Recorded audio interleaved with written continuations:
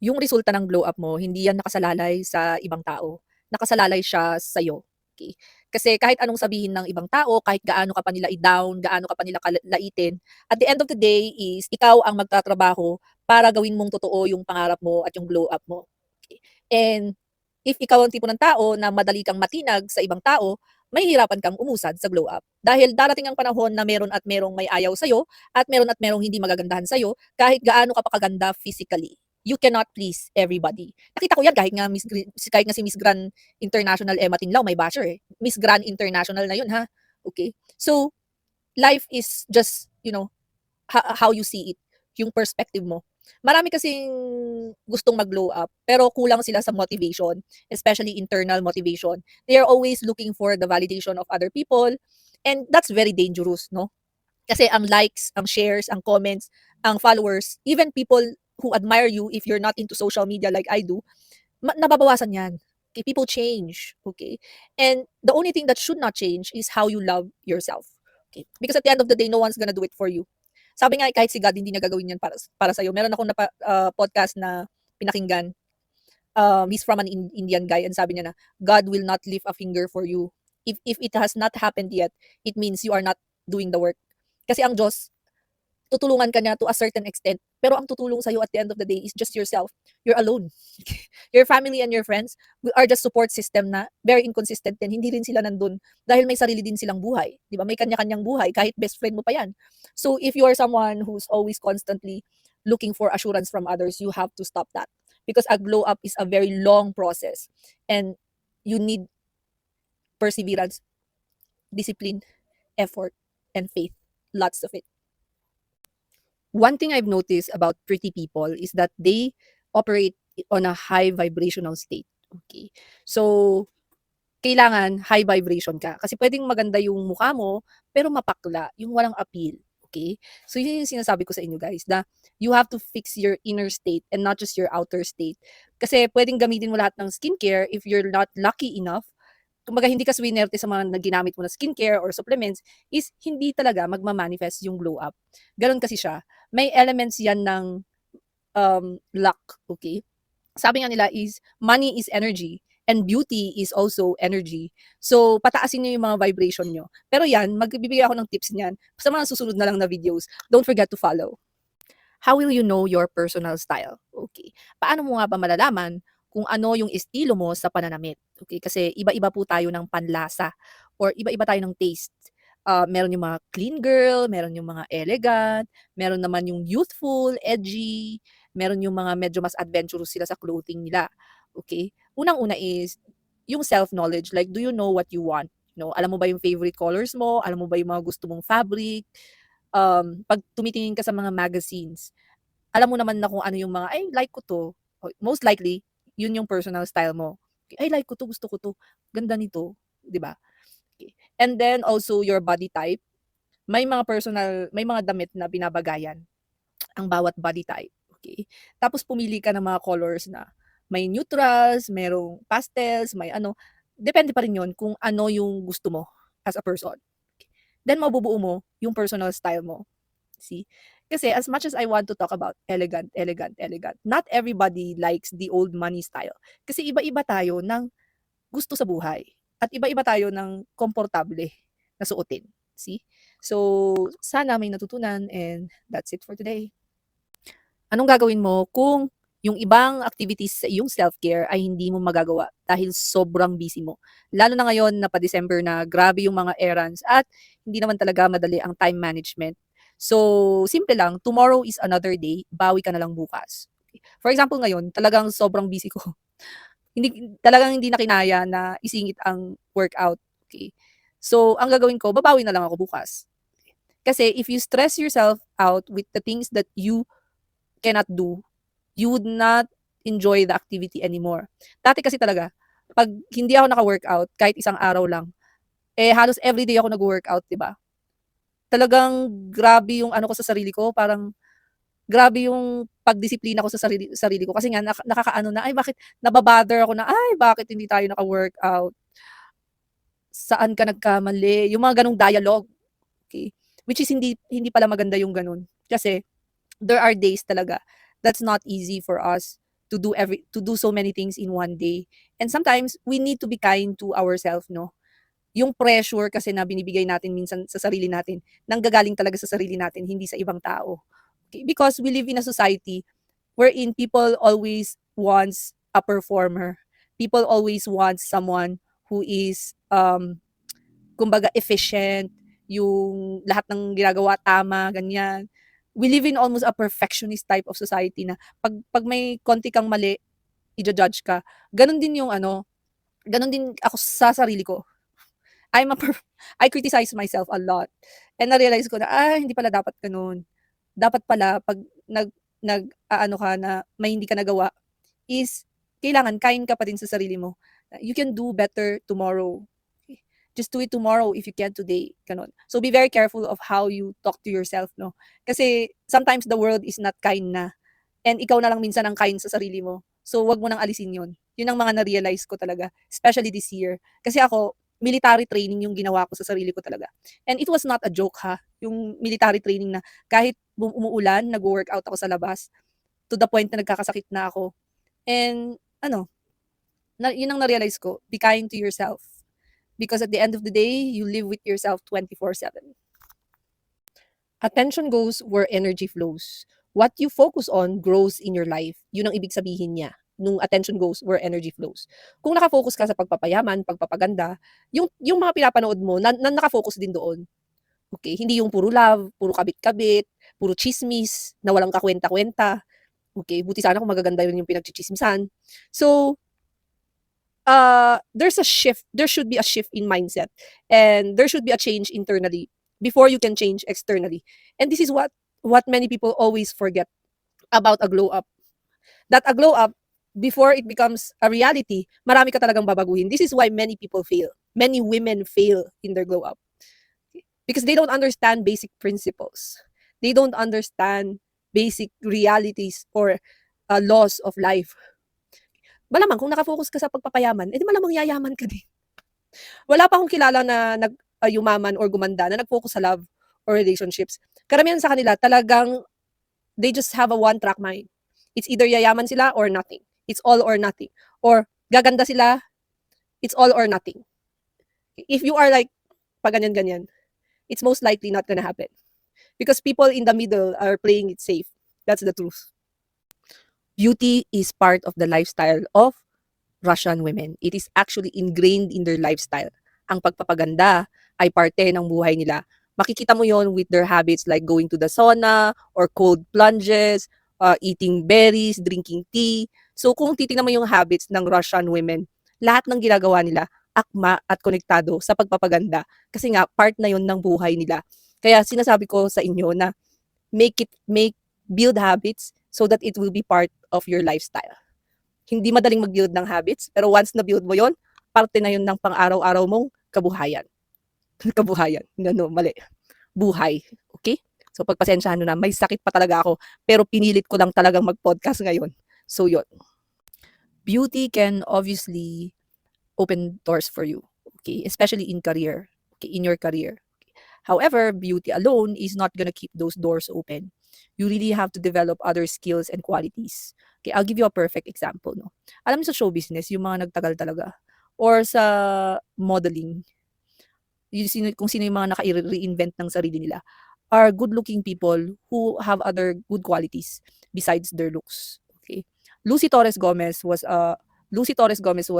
mayaman na yun eh, honestly. She's a commercial model. I think that's how they met, no, kay Richard. And now she's a politician. Okay, so she was able to transition. So naka-transition si Madam Lucy. Kasi bibihira yung babae na makaka-transition ng ganun eh. Very different kasi yung field. Okay. So, sino pa bang naisip ko na iba? Yun, yung best example ko, si Madam Lucy. Kasi meron siyang she's also very smart. When you listen to her, no, she makes sense. So, kumbaga meron siyang ganyan. Kagwapa, meron siyang ganyan. Kasi hindi pwedeng puro ka ganyan. Tapos ito, ganyan. Wala. Diba? Okay.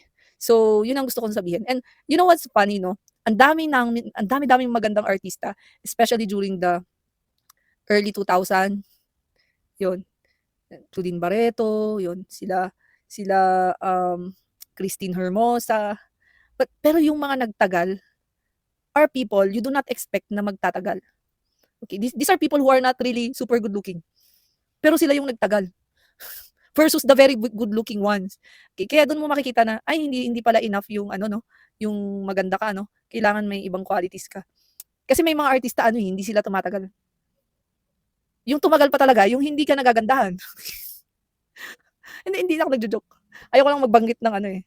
Pero during the 90s, it was the time of the mestizas talaga. Talagang halos lahat ng artista makikita mo, mestiza lahat. Wala kang makikita, with the few exception of Judy Ann and Julina siguro pero ilan lang mabibilang mo sa daliri. Yun lang. Ewan ko kung ako lang yung naniniwala na kapag yung plano mo, yun, planning stage pa lang, sinabi mo, usually hindi siya nagkakatotoo. Mas maganda na mag-post ka or i-announce mo kapag tapos na. Be it kasal, be it glow up, be it pagpapayaman, okay. Kasi honestly guys, hindi naman lahat ng nanonood sa atin, sabihin mo na family or friends or acquaintances, mga dating ka-work, is matutuwa for us. Or kumbaga, don't expect na matutuwa sila sa achievements mo, lalo sa glow up or pagpapayaman. This is why I'm not really a fan of the blue up. Honestly, once a year na lang ako nagpapakita doon. Hindi nga pa once a year, minsan once in 2 years, once in a blue moon na lang. Nagpapalit lang ako ng profile picture. Yun lang. Kasi sometimes the people we know do not really know us or the version of us na nagbabago na. Kaya nga usually pag tumatanda ka, nababawasan ka na ng kaibigan kasi nagbabago ka. Okay? I used to love sports a lot, no? Pero nung nag podcast ako, vlog ako is syempre kailangan magpaganda. So hindi pwedeng maarawan, ganyan. I had to give up. I had to choose. Anong mas important sa akin. So pinili ko ang podcast. So, magbabago yung mga circle of friends mo, magbabago, lahat magbabago. Okay? So, yun lang yung ano ko sa inyo, yung, kasi, lalo mga, naging ugali ko din kasi yun noon, yung ma-post. Ngayon eh, once in a lifetime na lang. Tinatamad na ako mag-post. Nung nag-post nga ako, ano eh, after 1 hour, dinilit ko rin. Stories pa yon hindi pa post. Okay? Kasi parang hindi ka na komportable. You are, yung, ewan ko, sa blue up, hindi ako komportable. Kahit kung tutuusin, kakilala ko naman yung mga yun. Yung dating ako kasi nag-iba eh. Yung mga followers ko dito, ano, nakita nyo yung transformation eh. Yung transformation, iba. So, yung sarili ng transformation, guys, ganun din mangyayari. Hindi siya madala, hindi siya smooth sailing. Kaya kailangan yung privacy ninyo, protektahan ninyo. Ano nga ba yung mga rason bakit hindi nangyayari or hindi natutupad ang isang glow up goal? Okay. Number 1 sa listahan ay financial constraints. Kakulangan o kawalan ng pera. Okay. Sa isang glow up guys, kailangan mo ng pera. Tatandaan nyo yan. Okay. Kailangan nyo ng pambili ng skincare, ng makeup. Kung kaya nyo pang mag-gym membership. Okay. Kung wala kang disiplina yung mga patakbo-takbo ka dyan, palakad-lakad ka sa may bakuran nyo, and kailangan mo mag-gym, kailangan mo magbayad ng monthly membership. Okay. So, yung supplement tsaka skincare din, kailangan mo maging consistent. So, yung anda mga bakla, very important. Okay. Number 2 is lack of motivation. Dapat kasi, pag gusto mo mag-glow up, gusto mo talaga siya para sa sarili mo. Okay? Kasi ang magpupush sa sarili mo, ikaw, hindi ibang tao. Glow up mo yan, be. Wala kang pakialamang tao sa glow up mo, be. 'Di ba? Yun yung katotohanan. So, if you wanna lose weight, if you want to have better skin, ikaw ang magpupush sa self mo. Okay. So you have to have a very strong reason why you want to do it. Okay. Dapat yung rason mo matindi. Okay. Maganda yung rason mo. Number 3 would be environmental factors. Okay. If your friends or people you know, hindi naman din sila nag-e-effort mag-glow, eh pareho lang. You know, you get what I mean? Like walang mangyayari kasi you will be affected or influenced by your environment kasi your environment is a very important factor when it comes to your glow up. So kung lahat ng kilala mo nagpapapayat or payat, eh di magpapaganda ka din ng katawan. Kasi lahat sila fit eh, 'di ba? Lahat ng kilala mo nag-e-exercise, ikaw din mag-e-exercise ka. Gano'n lang 'yun. So, ano lang siya, parang, um, domino effect, parang gano'n, okey. And then stress. Stress is a very, very strong factor kasi sabi ko nga you need to learn how to manage your stress. Kasi 'pag stress ka sa lahat, stress ka sa relationships, stress ka sa pera, stress ka pa sa work, ate ko be, mahirap mag-glow sa ganyang klaseng ano, 'di ba? So, if you can do things to prevent stress, then do it, okay. And of course, money helps and having the right mindset helps as well. Yung isa sa pinakamakakatulong sa glow up niyo is stress management, okey. Believe me guys, sobrang lakas makatanda ng stress. Sa kahit anong stress, love stress, money stress. Kaya very important na bawat aspeto ng buhay natin ay nilalaanan natin ng kumbaga panahon para mapabuti ito, especially yung financial, okey. Kasi 'pag problemado ka sa pera talaga, kitang pati noo mo kukulot, kukunot lahat, okay. So, it's very important to manage stress. Yun yung isa sa glow up tip na ibigay ko sa inyo. Yun naman yung ginawa ko, eh, I manage my stress. Okay. Dati kung napansin niyo lagi akong nagla-live, okey. However, it's very stressful kasi for me. So tinanggal ko talaga siya. Kung magla-live man ako, bihira na, baka once in a blue moon na lang 'pag matripan, okey. Kasi kailangan kong iwasan anything na makakapagbigay ng stress sa akin. For example, yung mga tsismis, yung mga, pakikinig sa problema ng iba. 'Pag hindi ko na problema 'yan, ayoko ng pakinggan 'yan. Gano'n lang 'yun. Kasi makakadagdag lang siya sa binibitbit ko, eh, mabigat na yung binibitbit ko. Imagine niyo 2 accounts tapos nagtuturo pa ako. So, hindi madali ang schedule ko, guys.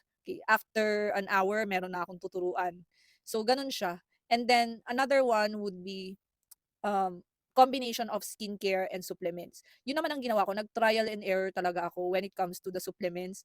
And wala namang iisang gluta that will work for everyone. So sinubukan ko lahat mula murang mga gluta to mahal na gluta para masabi ko na, ay, eto, okay, eto mag-work. And then of course, sa skincare din, tingnan niyo ang bigat ng basket. So ganyan ako, nag-experiment ako pati sa different types of skincare, guys. Okay, kasi wala namang iisang product na hiyang sa lahat. Kailangan mo talagang subukan. Huwag kang matakot sumubok ng mga products. Yun ang ano ko sa inyo. Kasi hindi mo naman malalaman kung mag-work siya sa'yo not unless susubukan mo siya. Okay? So yun yung mga tips ko sa inyo, guys, and sana may natutunan kayo. Don't forget to follow. Kapag may sakit ka, magwo-workout ka pa ba? Okay. Like ako ngayon, honestly guys, masakit yung buong katawan ko. Trangkaso yata 'to, eh. So, 'pag meron kang sakit guys, I would suggest you skip your workout. Okay, give it a day or two bago ka bumalik sa regular routine mo. Like ngayon, masakit yung lalamunan ko and then masakit lahat, walang lasa talaga yung food. Gano'n talaga kalala. Kaya fruit galore ako bukas. Kailangan mong your body needs rest and recovery. So may mga pagkakataon na hindi ka na dapat mag-workout, okay. Kasi minsan when we push ourselves too hard, grabe yung effect. Okay, na-try ko 'yan kasi na-try kong sumali ng nagma-marathon ako no'n. Sumali ako dun, natapos ko yung first ultra ko na trail, 50 kilometers. Ubo ako ng ubo, nilalagnat pa ako. Siguro yung willpower ko talagang nakatapos ako nung 50 kilometers. Pero talagang you really don't feel good. I really did not feel good, 'no. Kaya dun ko natutunan na ang katawan, 'wag mo siyang bubugbugin. Kasi iisa ka lang, iisa lang yung katawan mo. Kailangan mo din ng pahinga, kailangan mo din ng rest and recovery. So, yun, I decided to skip the workout today. And if you are sick, sa mga followers ko na nag-workout din kagaya ko, if you are sick, no, I would not suggest going for the workout. Okay, hayaan nyo munang ipahinga ng katawan ninyo. And then, bumalik kayo kinabukasan or after 2 days. Kasi, yung mas mahalaga yung mag-recover yung katawan mo from stress and illness. Kesa yung meron kang checklist na sinusunod. Kasi ako ganyan ako, may checklist ako, eh. Nakalagay sa checklist ko yung workout every single day yan. Yun. ang daming nagte-take ng collagen because of the anti-aging properties. Okay, magpakatotoo tayo na ang daming nagte-take ng collagen para sa better skin, okay, less wrinkles. However, hindi lang naman 'yon ang benefits ng collagen, guys. It's also for your gut health, for your joint health, and your bone health, okay? So when we choose a supplement, don't just choose it because it's good for your skin, okay? Kailangan din natin pumili ng mga supplement na good for our gut, okay? Good for our overall well-being, which is ang collagen naman ay gano'n, okay? Ang tinutumbok ko kasi dito ay maraming bumibili ng supplement because of beauty alone, but not their overall health. Okay? Parang sa glutathione, side effect lang naman ang brightening, okay? Ang role niya talaga ay master antioxidant. See? So, if you are taking glutathione because it is an antioxidant, gaganda pa rin naman ang skin mo. Pero ang major role niya is to reduce oxidative stress. See? So, yun guys. Ako guys, may mga tinitake akong ibang supplements na hindi para lang sa beauty, okay? Like hormone balance. Especially sa mga kagaya ko, 40 years old and above. Yung hormones natin iba na, guys. Okay? So, it's very important to take these kinds of supplements. So, para sa overall health din kasi natin yan. Kapag may sakit ka, kapag down na down ka, madaling pabayaan ang iyong sarili. Yung, sige, okay lang, may sakit ako eh. Magpajama tayo buong maghapon. Wag na tayong maligo, wag na tayong mag-ayos. Okay. Ako, baliktad. Kasi like ngayon, may sakit ako ngayon. Mas lalo akong mag-aayos. Kasi yung to lift up my spirit na, o kaya ko yan. Kaya ko matapos lahat ng klase ko today. Kaya ko yan. Okay. Kasi kung may sakit ka na nga, tapos nakapajama ka pa, tapos ang dami mong pang gagawin, especially sa mga work from home, mataas ang tendency na magpabaya sa sarili. Like, hindi na nag-exercise, hindi na nag-aayos. Okay. Ako naman, buti na lang, affiliate ako ng mga beauty products. So, kahit anong mangyari, namomotivate ako magpaganda. Kasi ang binibenta ko nga, pampaganda, di ba? Tapos pag ako naman ang hindi, may masasabi ang mga tao. Kaya yun, to lift up your spirits, kahit down na down kayo, dun kayo mas lalong dapat mag-ayos.